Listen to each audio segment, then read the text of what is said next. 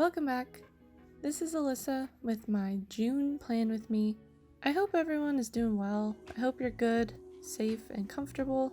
And if you're not, I hope you are soon. I know we're all going through some tough times right now. I did not make a separate review video for April like I have been doing. Things got a little bit crazy, so I'm gonna do a quick review of May here and not worry about making a separate video for that one. In May, I had a focus on routine, where I set up a series of boxes every day to check off that I had completed parts of my routine. And it actually worked really well until I stopped setting up my trackers, and then I fell off the wagon pretty hard. Having the squares to fill in was both a reminder and a source of accountability, and without them, I kind of stopped following my routine, which is a bummer, but I didn't completely fall off routine, I just got a little bit lax. I did make very good progress on all of my goals except writing and my cut. I'm not quite sure what to do about the cut.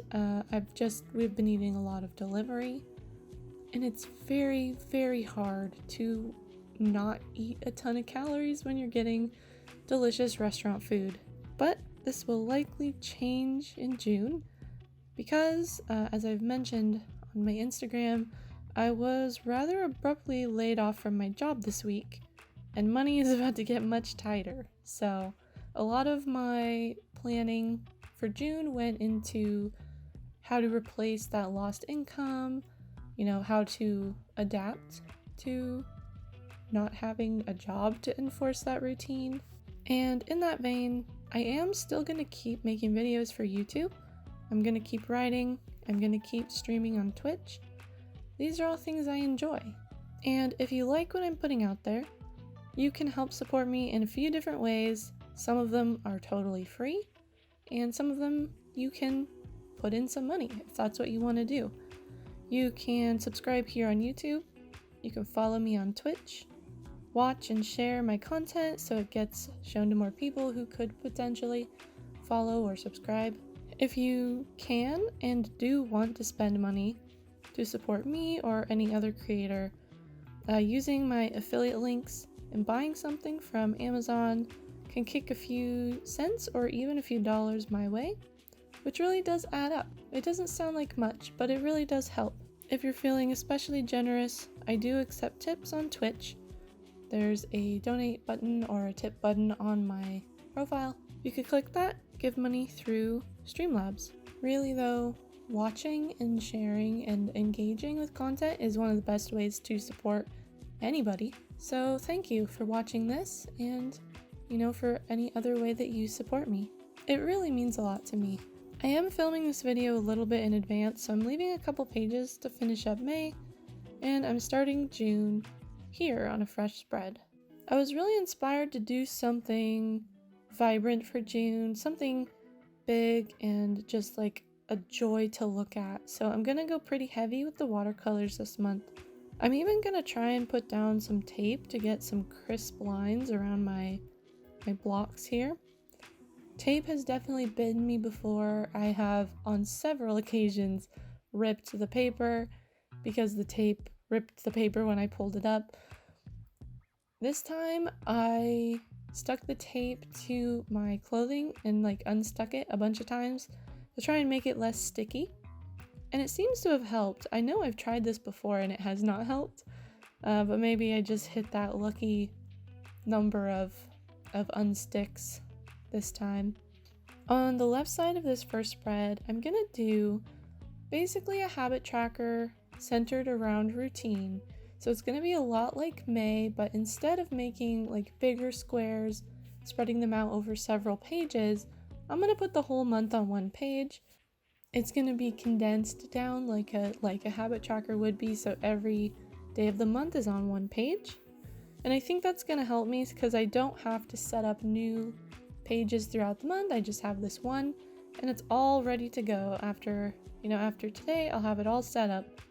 I put a lot of thought into what sort of routine and habits I want to maintain during June, with a focus on looking for work and with a focus on creating content that I think could become profitable.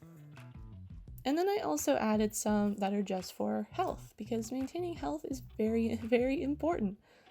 So some of these habits are meditate, tidy house, meaning I just want to take some time to clean the house each day. It's been getting to be a bit of a mess. Do some form of fitness, whether it's Dance Dance Revolution, some yoga, or lifting weights. Drink 80 ounces of water. Do some stretching. Put effort into a job search, whether that's responding on LinkedIn, actually searching, or applying or interviewing for jobs. I've also decided, as a way to explore new creative opportunities, to start doing a game development stream every day for the month of June. Right now I've been streaming gameplay mostly, games like Apex Legends or Teamfight Tactics or Prison Architect, but I want to add in, so in addition to the gameplay streams, I want to add in game development. And I think what this is going to do is it's going to make me accountable for doing game development work every day, and it's also going to help me build up my Twitch community, add some variety to my channel that some people might find more interesting. So I have habit entries for both the dev stream and the gameplay stream, and I'm not going to do gameplay every day, I'm just going to do dev every day. So I will block out some of these days as I decide what I want my schedule to look like. And my last two routine habits are vlog editing and VOD uploads. So I want to start doing a vlog of kind of how I'm adapting to this new situation and uploading VODs from Twitch to YouTube. So Twitch only holds on to your old stream footage for 2 weeks, and I want to make sure it's up somewhere for people to watch. So I've made a new YouTube channel called Savalian Plays where I will upload all of those. The problem is stream footage is very, very long and it takes a very long time to upload. So that's going to be a whole thing. I'm going to have to figure out a good process for that. Also, if you're interested in kind of how I came to this decision and how I'm approaching my unemployment, I did write a Medium article about it, how I'm handling it, and how a book I read recently called The Happiness Advantage kind of helped me see the bright side of this situation and help me think about opportunity rather than focusing on sort of the doom and gloom of suddenly losing my job. So I'll link that below if you want to have a look. And even though I am exploring some creative options, I am still going to be job searching for the month where I do my game dev streams. So on the left side of this spread, I have all my daily routine tasks, and on the right, I have basically a job board. When I find a serious contender, a company I really like, or a position that's really close to home or pays very well, I'm going to put it here, and I'm going to use an ID sort of to preserve my privacy. I'm keeping a spreadsheet with more details, so I'll just add an ID in there and use that to identify which job I'm referring to. Then I have spaces for location, how much I'm interested, how well it pays, and spaces here for if I've had a phone interview, an in-person interview, or if I've been made an offer. And down below in this other square, I'm going to write in resources for job searching, whether that's like Indeed, Glassdoor, or things that are more focused around interviewing or gaining knowledge that I might need. If you've never worked in software, you might not know, but interviewing is like a whole thing. There are coding tests and like behavioral interviews like other jobs typically have. It's really kind of a rigorous process, and it can vary wildly between companies. So there's a lot of studying that I'll have to do in that respect as well, just to make sure I have the answers to whatever they might ask me. So all kinds of resources will go down in this box. And on the next page, since I'm trying to explore like various side hustles, so to speak, or like creative ways to get an income, I want to be tracking numbers or statistics for how that's going. So like if I do a month of extra Twitch streaming and I find that I have not gotten any closer to like sustaining an income, then I'll know this is not the route for me, or maybe I'll find something I can change. But I won't know that if I don't keep track of the numbers. So I have a bunch of statistics here.